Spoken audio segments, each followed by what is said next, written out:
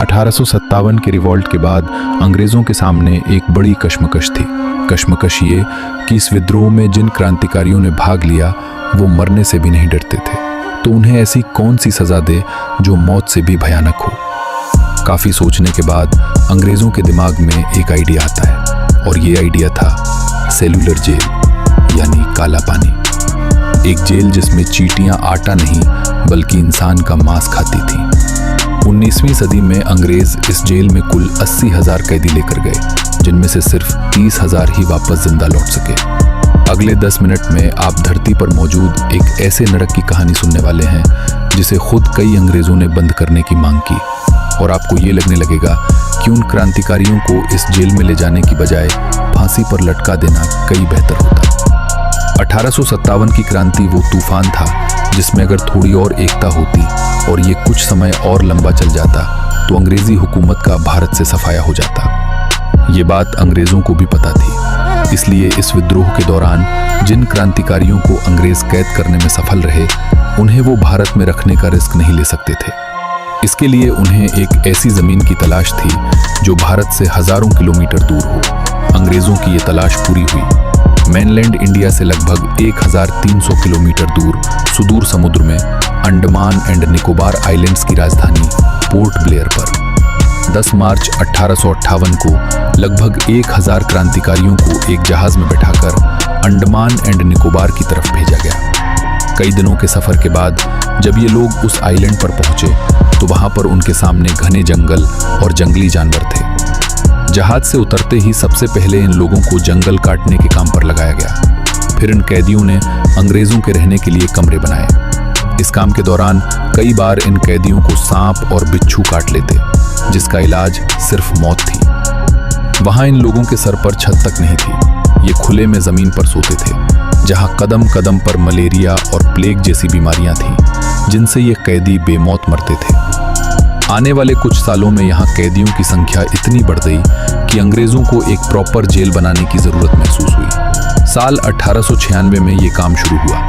सबसे पहले एक बड़ी 4 दीवारी बनाई गई, जिसके बीच में एक बड़ा टावर बनाया गया। जेल का निर्माण कार्य कैदियों के कंधों पर ही था। मुख्य इमारत के कंस्ट्रक्शन में बर्मा से लाई गई लाल ईंटों का इस्तेमाल हुआ।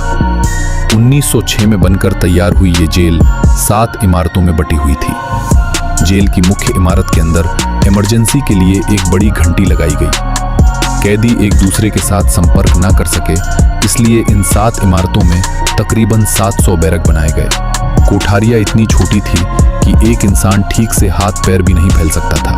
वो कमरे नहीं, ईंटों से बने ताबूत थे। इस जेल को धरती पर बना हुआ नरक क्यों कहा जाता था? इसके पीछे वजह थी इसकी बनावट और यहाँ पर रहने वाले अंग्रेज अधिकारी जो जल्लाद थे। जेल में रहने वाले प्रत्येक कैदी को कोल्हू के बैल की तरह हर रोज नारियल का तेल निकालना पड़ता था, और जो कैदी ये काम नहीं कर पाता उसका शरीर कोड़ों से छिल दिया जाता। नारियल से तेल निकालने के अलावा इन कैदियों से रस्सी बनवाना, कपड़े सिलवाना और चक्की से आटा पिसाई जैसे काम करवाए जाते। अगर कोई कैदी काम ठीक से नहीं कर पाता तो उसे हथकड़ी से बांधकर एक दीवार के सहारे खड़ा कर दिया जाता, जहां वो कई दिनों तक बैठ नहीं सकता था और न उसे खाने पीने के लिए कुछ मिलता। जेल में सैकड़ों सिक्योरिटी गार्ड थे। गलती करने पर इन कैदियों को ऐसे खुरदुरे कपड़े पहनाए जाते थे जिनसे इनका शरीर बुरी तरह छील जाता था। सोचिए, एक तो गर्मी का मौसम और फिर इस तरह के कपड़ों में कटा फटा शरीर, कितना पीड़ादायक था। इन कपड़ों में ये कैदी हिल भी नहीं सकते थे, और फिर इन घावों से जो रस्सी निकलती थी उसका भी कोई इलाज नहीं था। और उन खुले घावों पर जब जंगल की जहरीली चींटियां चिपक जाती थीं तो कैदी चाहकर भी उन्हें हटा नहीं सकता था। दलक से टॉयलेट की सुविधा भी नहीं थी। कैदियों को 2 तरह की थाली मिलती थी, एक से ये खाना खाते और दूसरी को नहाने धोने और शौच के लिए इस्तेमाल करते। रात के समय इन लोगों को बिना बिस्तर नीचे जमीन पर सोना पड़ता था। कई कैदी इन सजाओं से तंग आकर भागने की कोशिश भी करते थे, लेकिन लगभग सभी पकड़े जाते। पकड़े जाने पर इन्हें तड़पा तड़पा कर मारा जाता। इन सब के बाद भी अगर कोई कैदी भागने की कोशिश करता तो पहले तो वो वहां से निकल ही नहीं सकता था, क्योंकि जेल के चारों तरफ बस घने जंगल ही जंगल थे, जहां पर जंगली जानवर उन्हें नोच नोच कर खा जाते। और दूसरी बात यह कि यहाँ से कोई कैदी भागना भी नहीं चाहता था, क्योंकि इस वक्त तक अंग्रेज इन कैदियों की जिंदगी इस कदर नरक बना चुके थे कि अब उनमें जिंदा रहने की इच्छा ही खत्म हो चुकी थी। मार्च 1868 की बात है। जेल में 238 कैदियों ने अपना एक गुट बनाया और जेल से भाग गए। लेकिन जेल से निकलते ही इनमें से कईयों को आदिवासियों ने मार दिया। कुछ ने वापस पकड़े जाने के डर से खुदकुशी कर ली और बाकी वापस पकड़े गए, जिसके बाद जेल अधीक्षक जेम्स वॉलकर ने 87 कैदियों को फांसी पर लटका दिया। फरवरी 1872 में वायसराय लॉर्ड मेयो जब अंडमान की यात्रा पर थे, तब इसी जेल में एक शेर कैद था, शेर अली अरीदी। एक शेर जिसने पिंजरे में रहकर भी शिकारी का शिकार कर दिया। वो कैदी जिसने भारत के सबसे पावरफुल आदमी वायसराय लॉर्ड मेयो को जेल के अंदर ही मौत के घाट उतार दिया, जिसके बाद ये जेल और मशहूर हो गई। शेर अली को फांसी हुई। साल 1872 में यहाँ से 2 कैदी भागने में सफल रहे। इन दोनों ने जंगल से लकड़ी काटी और एक नाव बनाकर कोलकाता की तरफ भाग गए। लेकिन ये उनकी बदकिस्मती थी कि बीच रास्ते में उन्हें एक अंग्रेज जहाज मिल गया और दोनों वापस पकड़े गए। 1857 के मशहूर क्रांतिकारी और उर्दू के प्रसिद्ध शायर अल्लामा फजले हक खैराबादी भी इस जेल में कैदी थे। खैराबादी इस जेल के बारे में लिखते हैं कि हर कोठरी में कच्चा छप्पर था जो दुख और बीमारियों से भरा हुआ था। कोठरी की छत हर वक्त टपकती रहती थी, हवा पथरी से भरी थी और बीमारी का खजाना थी। बीमारी सस्ती थी और दवा महंगी थी। बीमारियों की तो कोई गिनती ही नहीं थी। चारों ओर खुजली और कुबा फैली थी। घाव भरने के लिए कोई इलाज नहीं थी। दुखी आदमी को दिलासा देने वाला कोई नहीं था, ना ही बीमार व्यक्ति पर दया थी। दुनिया की कोई भी मुसीबत यहाँ के दुखों की तुलना में कुछ नहीं थी। यहाँ साधारण बीमारी भी खतरनाक है। बुखार मौत का संदेश है और मस्तिष्क की सूजन का मतलब तो मौत है। यहाँ कई तरह की बीमारियां हैं जिनका किताबों में नाम तक नहीं है। जब कोई रोगी मर जाता है तो साफ सफाई करने वाले शैतान लाश को उसके एक पैर से घसीटता हुआ बिना नहलाए कफन के उसके सारे कपड़े उतार के एक ढेर के नीचे दफना देता है। न उसके लिए कब्र खोदी जाती है और ना ही मृतक के लिए नमाज अदा की जाती है।